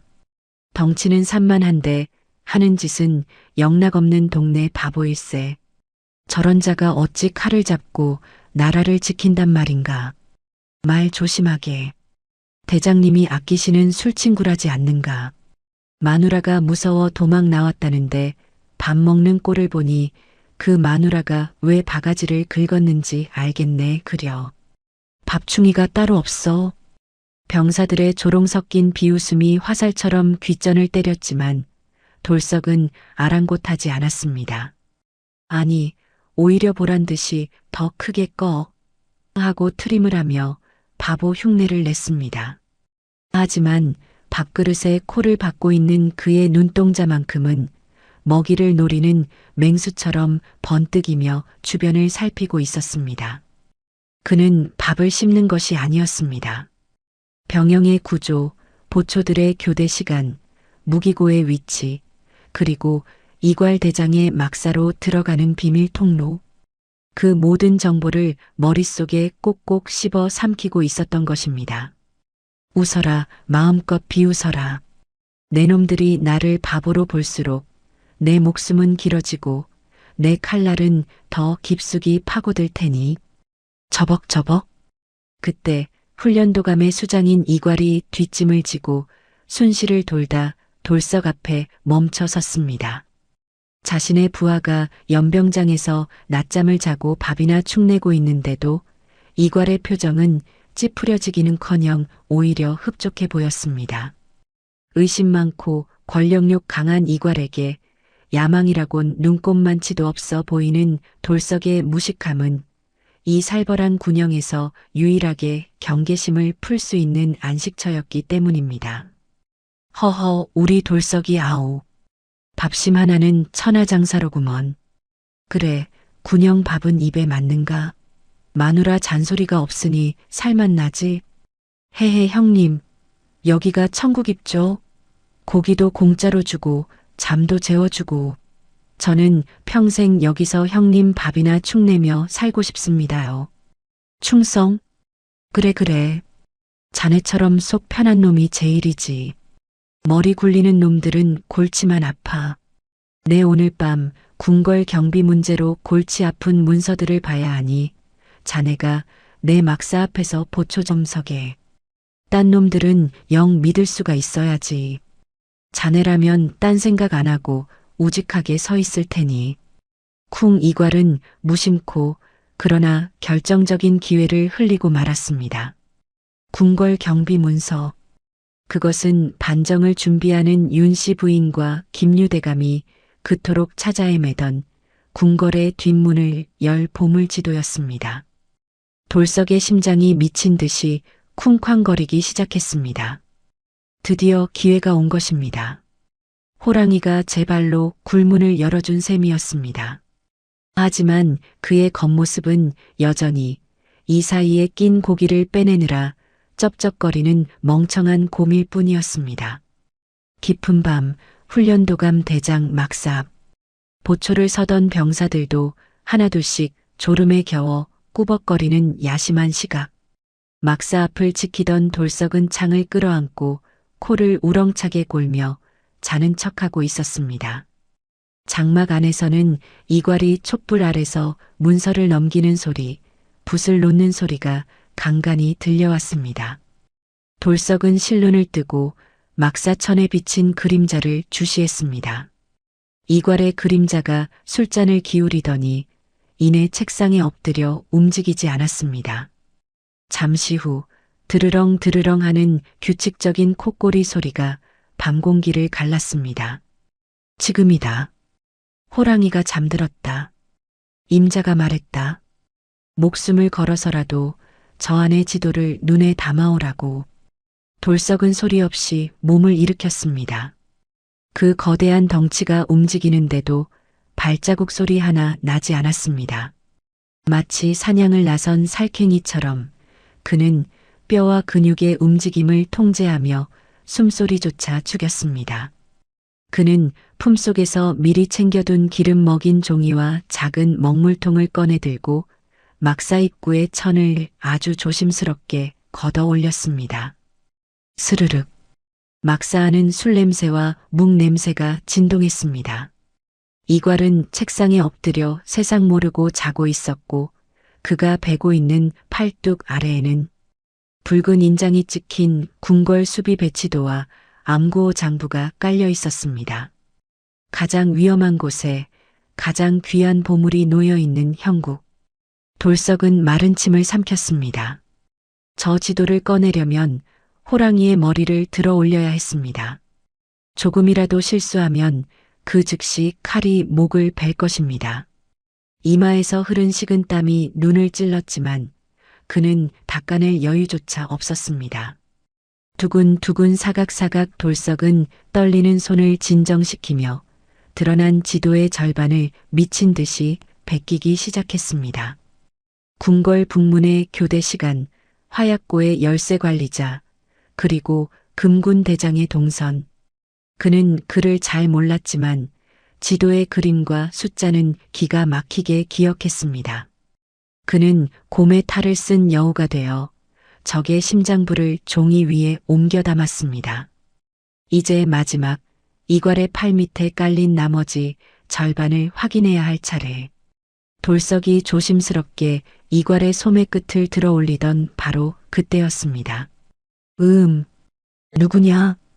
술에 취해 잠든 줄 알았던 이괄이 갑자기 눈을 번쩍 떴습니다. 그의 충혈된 눈동자가 어둠 속에 웅크리고 있는 거대한 그림자, 돌석을 향했습니다. 그리고 그의 손은 반사적으로 돌석의 손목을 낚아채고 있었습니다. 돌석의 다른 손에는 붓이 들려 있었고 바닥에는 베끼던 종이가 흩어져 있었습니다. 완벽하게 빼도 박도 못하게 들통난 상황. 이괄의 눈빛에서 잠 기운이 사라지고 서늘한 살기가 피어올랐습니다. 그의 손이 본능적으로 허리춤의 칼자루로 향했습니다. 돌석이, 내 놈이 자다 말고 여기서 뭐 하는 건가? 손에 든 그 붓은 뭐고, 그 종이는 또 무엇인가? 설마, 나를 속인 것이냐? 피비린내 나는 참극이 벌어지기 0.1초 전. 돌석의 뇌리가 하얗게 질렸다가 생존 본능과 함께 빛의 속도로 회전했습니다. 변명할 틈도 도망칠 구멍도 없었습니다. 이 위기를 모면할 유일한 길은 자신이 지금껏 공들여 쓰고 있던 바보의 탈을 끝까지 벗지 않는 것뿐이었습니다. 돌석은 붓을 바닥에 툭 던져버리고 책상 위에 놓여있던 이괄의 술안주, 먹다 남은 돼지 다리를 덥석 집어들었습니다. 그리고는 세상에서 가장 억울하고 가장 배고프고 가장 멍청한 표정으로 울상을 지었습니다. 아이고 형님, 죄송합니다요. 죽을 죄를 졌습니다요. 밖에서 보초를 서는데 이 돼지 다리 냄새가 어찌나 코를 찌르던지 배에서는 꼬르륵 소리가 천둥처럼 나고 참다. 형님 주무시는 것 같기에 한 입만 몰래 훔쳐 먹으려다가 뭐 돼지다리 그깟 고기 한 점 훔쳐 먹으려고 내 막사에 기어들어왔단 말이냐? 그럼 그 붓이랑 종이는 뭐냐? 아 이거요? 고기를 싸가려고 가져왔죠. 맨손으로 집으면 뜨겁지 않습니까? 제발 마누라한테만 이르지 말아주십시오. 고기 훔쳐 먹다 걸렸다고 하면 저 맞아 죽습니다. 형님 한 번만 봐주십시오. 이괄은 기가 차다는 듯 헛웃음을 터뜨리며 칼을 놓았습니다. 자신의 목숨줄이나 다름없는 중한 기미를 노린 세작을 고작 먹다 남은 족발 뼈다귀나 탐하는 걸신 들린 놈으로 여기게 만든 돌석의 능청스러운 짓거리가 또 한 번 빛을 발하는 순간이었습니다. 이괄에게 돌석은 감히 역모를 꾀할 위인이 못되고 그저 먹성 앞에서는 염치도 없는 금수 같은 놈으로 보였기에 통할 수 있는 거짓이었습니다. 에잉, 쯧쯧 평생 굶고 살았나. 내 놈 뱃속에는 거지가 들어앉은 게 분명하구나. 더럽다 더러워. 알았으니 그 뼈다귀 들고 썩 꺼져라 쩝쩝거리는 소리 시끄러워 잠을 잘 수가 있나? 해에 감사합니다, 형님. 역시 형님밖에 없습니다. 이 은혜는 내 평생 잊지 않겠습니다요. 충성. 뒷걸음질로 막사를 빠져나온 돌석은 어둠 속에 몸을 숨기자마자 그제야 참고 있던 숨을 후 하고 몰아쉬었습니다. 등줄기는 식은 땀으로 흠뻑 젖어 훈련도감에 된 바람의 살이 에일 듯 시려왔으나 품속에는 몰래 옮겨 그린 지도와 덤으로 챙겨온 먹다 남은 돼지 뼈다귀가 함께 들어 있었습니다. 그는 그 볼품없는 뼈다귀를 내려다보며 씁쓸하게 웃었습니다. 고맙다, 내 놈 덕분에 살았다. 나중에 임자랑 같이 제사라도 지내주마. 돌석은 어둠을 틈타 목숨 걸고 빼내온 기미를 품에 안고 주막을 향해 내달렸습니다. 허나 갈수록 태산이라 했던가요?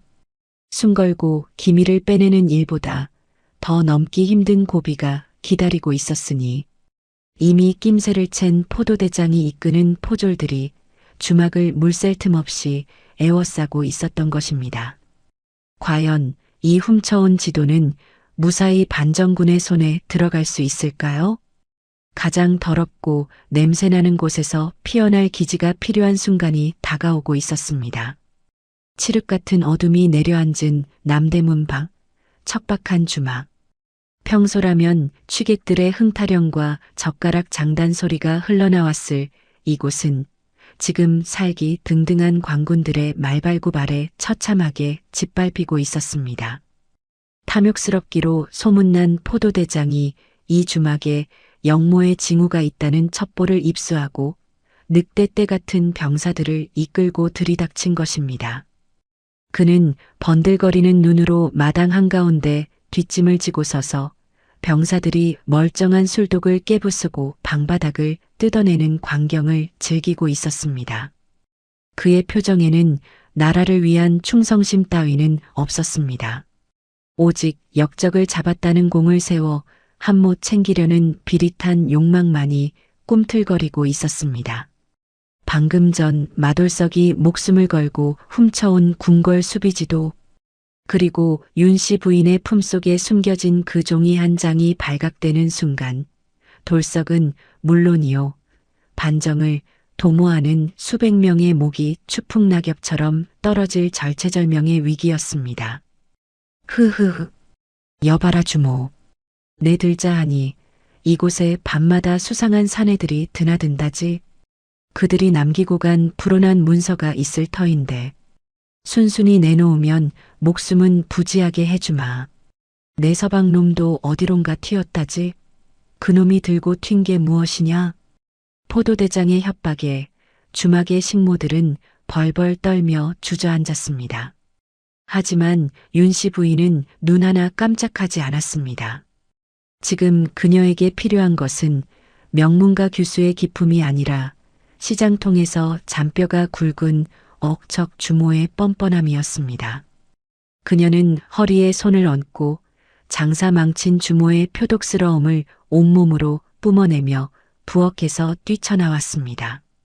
그녀의 손에는 갓 잡은 돼지 내장과 며칠 묵혀 썩어가는 생선 대가리가 뒤섞인 악취가 진동하는 거대한 소쿠리가 들려 있었습니다. 그 냄새가 어찌나 지독한지 횃불을 든 병사들조차 인상을 찌푸리며 뒷걸음질 칠 정도였습니다. 아이고 이게 무슨 날벼락입니까?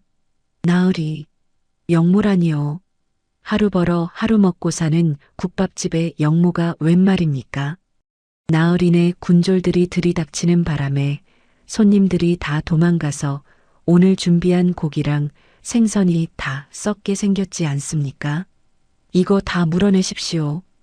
윤씨 부인이 던진 소쿠리에서 시뻘건 핏물과 함께 비릿한 악취가 확 풍겼습니다. 깨끗한 비단 관복을 입은 포도대장은 기겁하며 팔짝 뛰었습니다. 그 역겨운 냄새는 마치 한여름 시궁창을 들이마신 듯 코를 찔렀고 파리떼가 윙윙거리며 포도대장의 얼굴 주변을 맴돌았습니다. 으악 이게 무슨 냄새냐?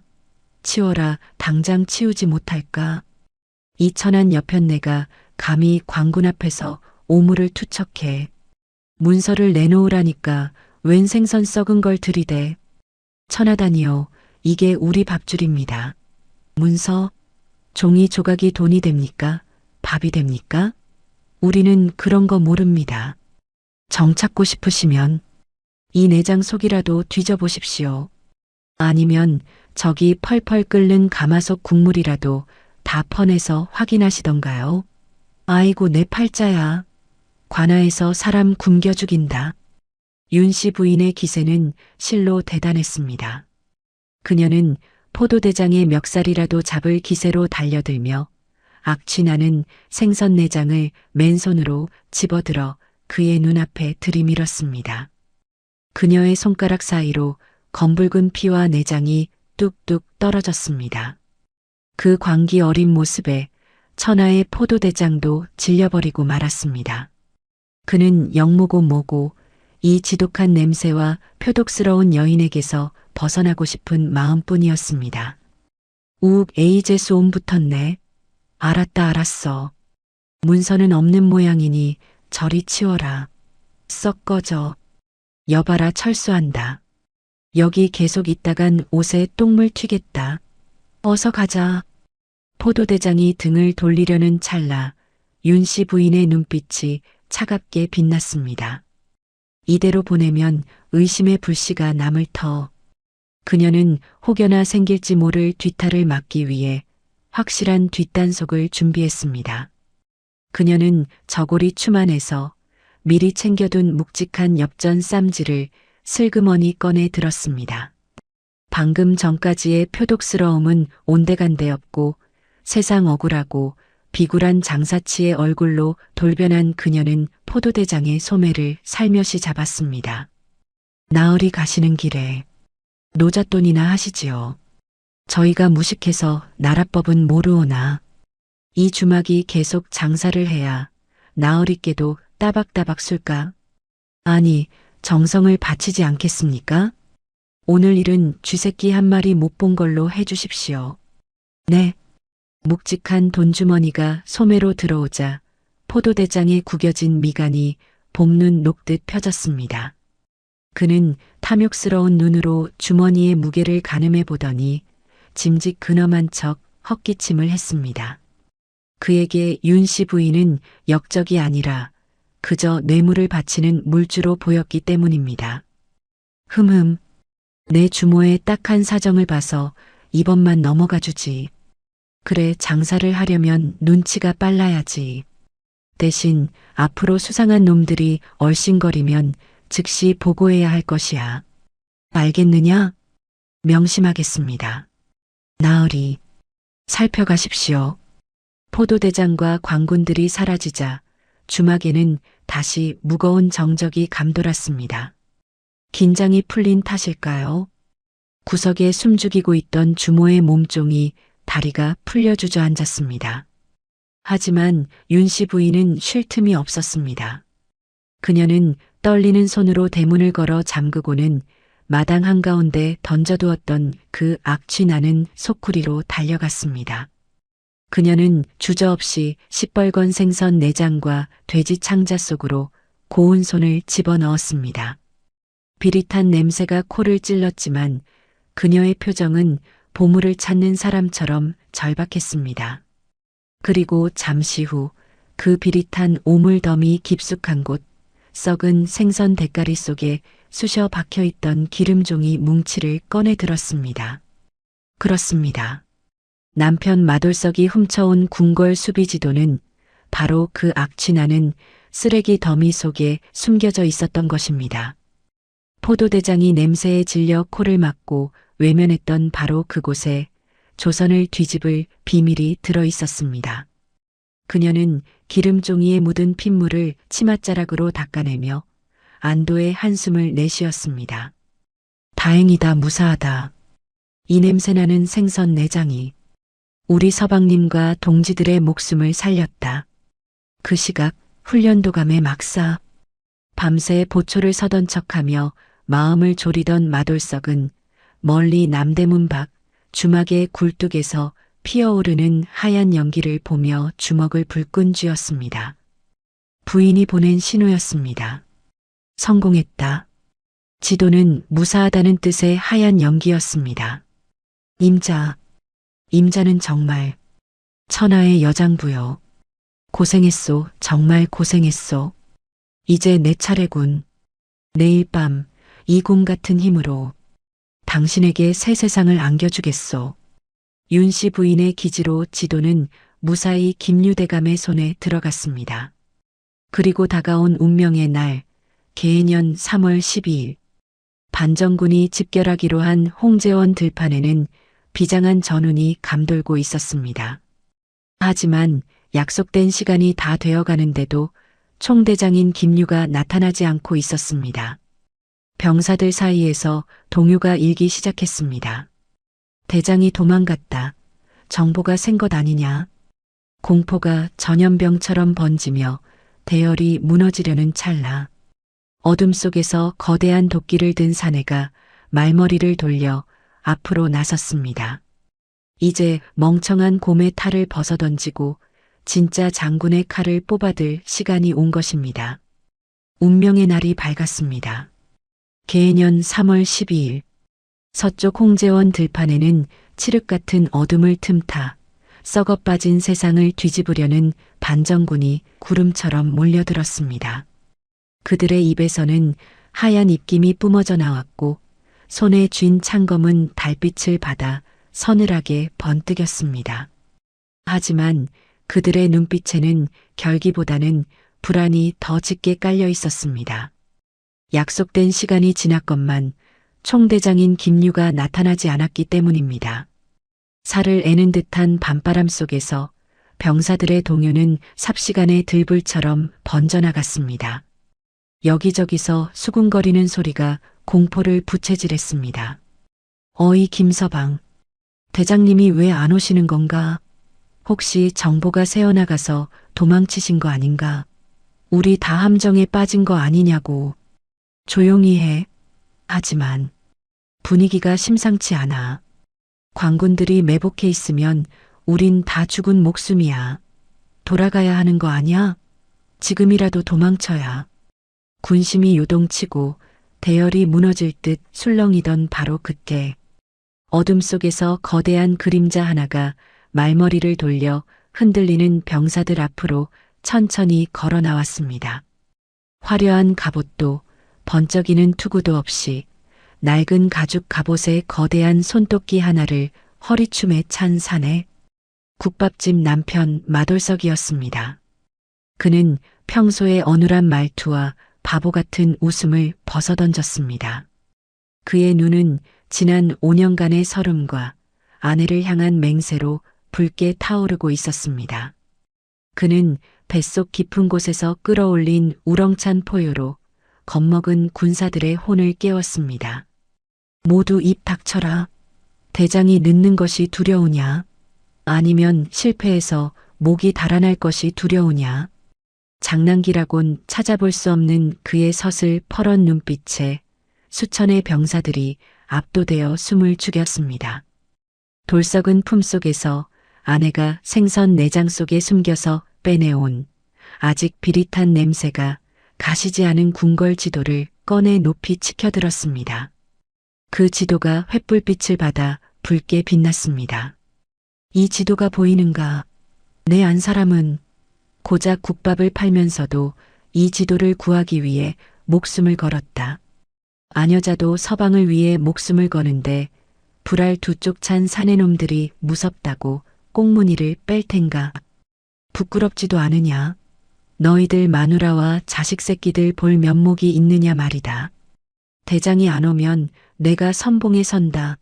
내 뒤만 따라와라 궁궐문은. 내 이 도끼로 부숴버리겠다. 나를 따르라. 우오, 다그닥 다그닥, 둥둥둥. 마돌석의 사자후에 병사들의 공포는 분노와 투지로 바뀌었습니다. 때마침 뒤늦게 합류한 김유와 이기 대장도 이미 선두에서 질주하는 돌석의 기세에 눌려 서둘러 진군을 명했습니다. 홍제원을 출발한 반정군은 거침없이 창덕궁의 정문, 도나문을 향해 질주했습니다. 그 선두에는 가장 크고 튼튼한 말을 탄 마돌석이 미친 호랑이처럼 달리고 있었습니다. 같은 시각, 밖에서는 천지가 개벽하는 함성이 울려 퍼지고 있었지만 남대문 밖 주막의 안방은 무덤처럼 고요했습니다. 윤씨 부인은 하얀 소복을 입고 정화수 한 그릇을 떠놓은 채 촛불 앞에 앉아 있었습니다. 그녀의 눈은 감겨 있었지만 입술은 쉴 새 없이 움직이며 천지신명께 빌고 또 빌었습니다. 남편이 떠나기 전 그녀가 밤새 숫돌에 갈아주었던 도끼날의 서늘한 감촉이 손끝에 남아 있었습니다. 비나이다 비나이다.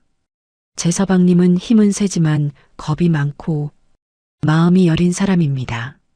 부디 그이의 도끼가 망설이지 않게 하시고 날아오는 화살이 그이를 피해가게 하소서. 그이가 장군이 되어 돌아오지 않아도 좋습니다. 벼슬 따위 없어도 좋습니다.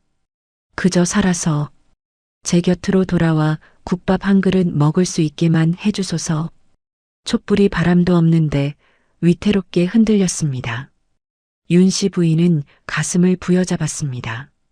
멀리서 들려오는 쿵쿵거리는 소리가 남편의 심장 소리인지 전장의 북소리인지 분간할 수 없었습니다.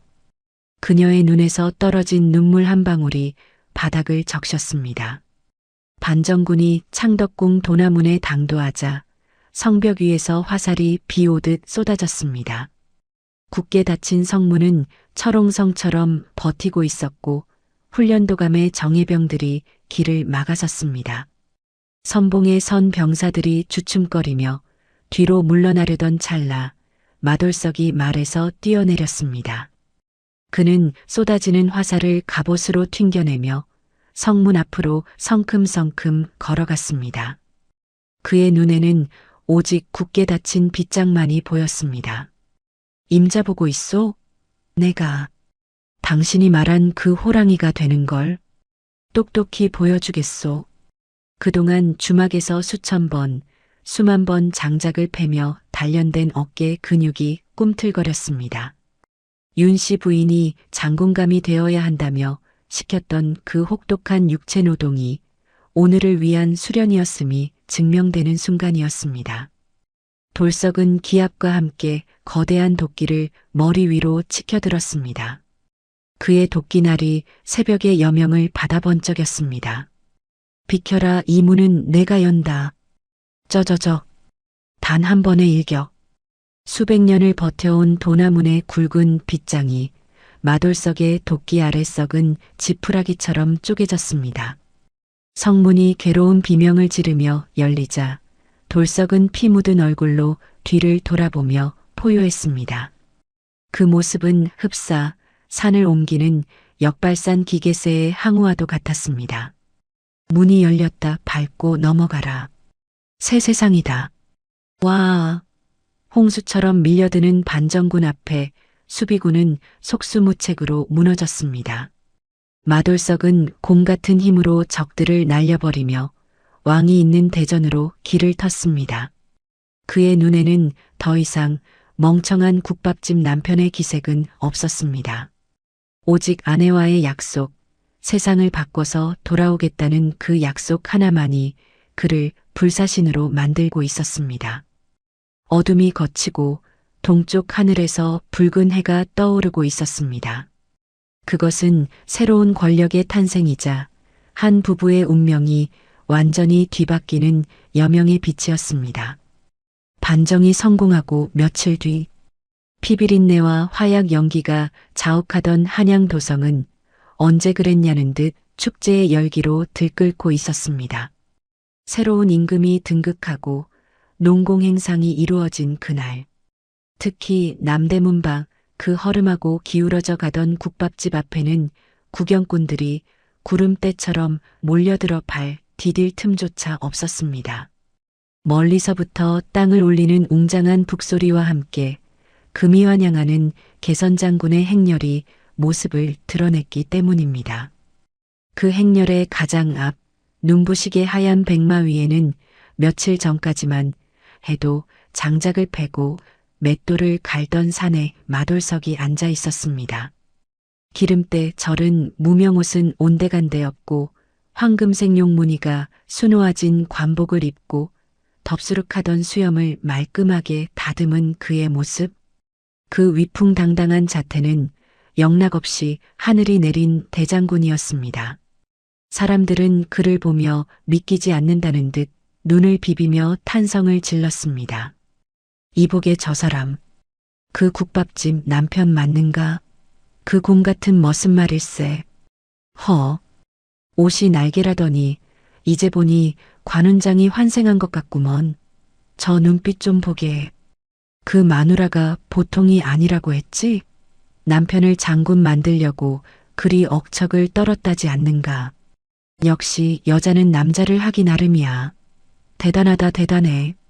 쏟아지는 환호와 꽃가루 속에서 마돌석은 짐짓 근엄한 표정으로 손을 흔들었지만 그의 눈동자는 군중 속 누군가를 애타게 찾고 있었습니다. 자신을 사람답게 살게 해주겠다고 약속했던 여인. 도끼자루를 쥐어주며 등 떠밀었던 그 독한 여인. 바로 자신의 윤씨 부인이었습니다. 행렬이 주막 앞에 멈춰섰습니다. 기익. 낡은 나무 대문이 활짝 열리고 그 안에서 한 여인이 걸어 나왔습니다. 더 이상 국밥 냄새밴 앞치마를 두른 주모가 아니었습니다. 눈이 시릴 정도로 붉은 비단 치마를 입고 머리에는 화려한 가채를 올린 정경 부인의 차림새. 그녀는 국자 대신 고운 비단 손수건을 쥐고 말 위에 앉은 남편을 올려다보았습니다. 그녀의 눈시울이 붉게 물들더니 이내 참아왔던 맑은 이슬 같은 눈물이 볼을 타고 주르륵 흘러내렸습니다. 그 눈물은 지난 5년 모진 가난과 수모를 견뎌낸 세월의 흔적이었습니다. 장군 오셨습니까? 살아서 무사히 돌아오셨습니까? 아내의 목소리를 듣는 순간 마돌석은 장군의 체면이고 뭐고 다 잊어버렸습니다. 그는 곰처럼 둔탁하게 하지만 누구보다 빠르게 말에서 뛰어내려 아내 앞으로 달려갔습니다. 그리고 수천 명의 구경꾼이 보는 앞에서 천하장사 마돌석은 아내 앞에 털썩 무릎을 꿇었습니다. 그것은 굴복이 아니라 자신의 운명을 바꿔준 여인에 대한 가장 숭고한 경배이자 사랑의 고백이었습니다. 임자 부인, 나 해냈소. 부인 말대로 그 콧대 높은 놈들이 내 앞에 머리를 조아립디다. 내가 당신 서방 마돌석이 진짜 장군이 되었단 말이오. 이제 다시는 당신 손에 국밥 국물 안 묻히게 하겠소. 거대한 덩치의 사내가 아이처럼 엉엉 울자 지켜보던 사람들의 눈시울도 뜨거워졌습니다. 윤씨 부인은 손수건으로 남편의 눈물을 닦아주며 환하게 미소 지었습니다. 그 미소는 지난 수년간 남편을 구박하고 채찍질하며 감춰왔던 사랑과 연민이 한꺼번에 터져나온 세상에서 가장 아름다운 꽃이었습니다. 압니다. 고생하셨습니다. 서방님은 처음부터 제게 최고의 장군이었습니다. 이제 어깨를 펴세요. 감동적인 재회의 순간 마돌석은 코를 훌쩍이며 몸을 일으켰습니다. 그리고 품속에서 임금에게 하사받은 교지를 꺼내 부인에게 바쳤습니다. 하지만 그의 입에서 나온 말은 장군의 위엄과는 거리가 먼 영락없는 먹보 남편의 한마디였습니다. 부인, 임금님이 나보고 1등 공신이라고 소원을 하나 들어주신다기에 내가 딱 하나만 말했소. 소원이라니요? 더 높은 벼슬이라도 달라고 하셨습니까? 아니면 큰 기와집이라도? 아니, 벼슬은 이거면 됐고 이제 우리 집 밥상에 맵기고기 반찬 좀 올려달라고 했소. 임금님이 하사한 고기니까 임자도 돈 걱정 안 하고 맘껏 먹어도 되지 않소? 나 이제 장군인데 맨날 시래기 국만 먹을 수는 없지 않소? 안 그렇죠? 마돌석의 뚱딴지 같지만 너무나도 그다운 소원의 주먹 아픈 웃음바다가 되었습니다. 윤 씨 부인도 참았던 웃음을 터뜨리며 남편의 가슴팍을 찰싹 때렸습니다. 그 매운 손맛은 여전했으나 거기엔 더 이상 도끼가 서려 있지 않았습니다. 어이구 이 화상아, 나라를 구하고 와서 고작 고기 타령입니까? 알겠습니다. 이제 원 없이 드리리다. 소 한 마리를 잡아서라도 배 터지게 먹여드리지요. 그날 밤 남대문 밖 주막에서는 거대한 잔치가 벌어졌습니다. 윤 씨 부인은 주막의 문을 닫는 대신 곳간을 활짝 열어 동네 사람들에게 공짜 국밥과 고기를 대접했습니다. 그것이 수상한 주모로서의 마지막 장사였습니다. 세월이 흘러 마돌석은 벼슬이 판서에 이르렀고 윤 씨 부인은 정경 부인이 되어 부귀영화를 누렸습니다. 하지만 사람들은 화려한 관복을 입은 마돌석보다 주막에서 맷돌을 갈며 아내의 눈치를 보던 그 곰 같은 사내를 더 그리워했습니다. 오늘날까지도 한양 사람들은 술잔을 기울이며 이렇게 말하곤 합니다. 어리석은 사내를 장군으로 만든 건 파라리 마누라의 잔소리였다고 말이죠. 마돌석은 힘만 셀 뿐 셈도 못하고 눈치도 없는 그저 국밥 한 그릇에 목숨을 걸던 미련한 곰 같은 사내였습니다. 세상 사람들은 모두 그를 보며 손가락질했습니다. 저런 머슴이 무엇을 하겠느냐, 평생 남의 집 장작이나 팰 팔자다라고 비웃었지요. 하지만 단 한 사람, 윤 씨 부인의 눈은 달랐습니다. 당신은 머슴이 아닙니다. 내 눈에는 흙먼지를 뒤집어 썼을 뿐 조선을 호령할 장군으로 보입니다. 윤 씨 부인에게 마돌석은 길가에 채이는 돌덩이가 아니라 갈고 닦으면 천하를 비출 원석이었습니다. 그녀는 스스로 양반이라는 허울을 벗어던지고 가장 낮은 주막의 흙바닥에 앉아 남편이라는 거친 원석을 깎고 다듬었습니다. 때로는 매서운 채찍질로, 때로는 따뜻한 국밥 한 그릇으로, 그리고 목숨을 건 믿음으로 말입니다. 사람은 자신을 믿어주는 사람의 크기만큼 자랍니다. 만약 윤 씨 부인이 남편을 그저 무식한 머슴으로만 대했다면 마돌석은 평생 국밥집에서 서빙이나 하다가 이름 없이 사라졌을 겁니다. 하지만 그녀가 그를 장군으로 대우하고 믿어주었기에 그는 진짜로 성문을 부수는 괴력을 발휘할 수 있었습니다. 그녀는 지도를 훔친 것이 아니라 남편의 잠재력을 훔쳐 세상 밖으로 꺼낸 것입니다. 청취자 여러분, 혹시 여러분의 곁에도 마돌석처럼 투박하고 요령 없고 답답해 보이는 사람이 있나요? 지금 당장은 돌덩이처럼 보일지 몰라도 어쩌면 그 사람 안에 아무도 발견하지 못한 거대한 호랑이가 잠들어 있을지 모릅니다. 누군가의 가능성을 알아봐주는 해안, 그리고 그 가능성이 꽃필 때까지 묵묵히 기다려주는 인내. 윤 씨 부인이 보여준 이 두 가지야말로 시대를 초월해 평범한 사람을 위대하게 만드는 가장 큰 마법일 것입니다. 허허, 사람들은 내가 도끼로 세상을 바꿨다고 하지만 천만의 말씀이지. 나는 그저 내 안 사람이 닦아놓은 길을 따라 걸었을 뿐이야. 나의 칼날은 오직 부인의 믿음으로만 날카로워질 수 있었네. 칼은 혼자서 날카로워질 수 없습니다. 자신을 갈아주는 숫돌이 있어야만 비로소 명검이 되는 법입니다. 오늘 밤 여러분은 누군가에게 따뜻한 숫돌이 되어주고 계신가요? 지금까지 은빛 써라 진흙 속에 핀 연꽃과 곰 같은 사내였습니다. 긴 시간 청취해 주셔서 감사합니다.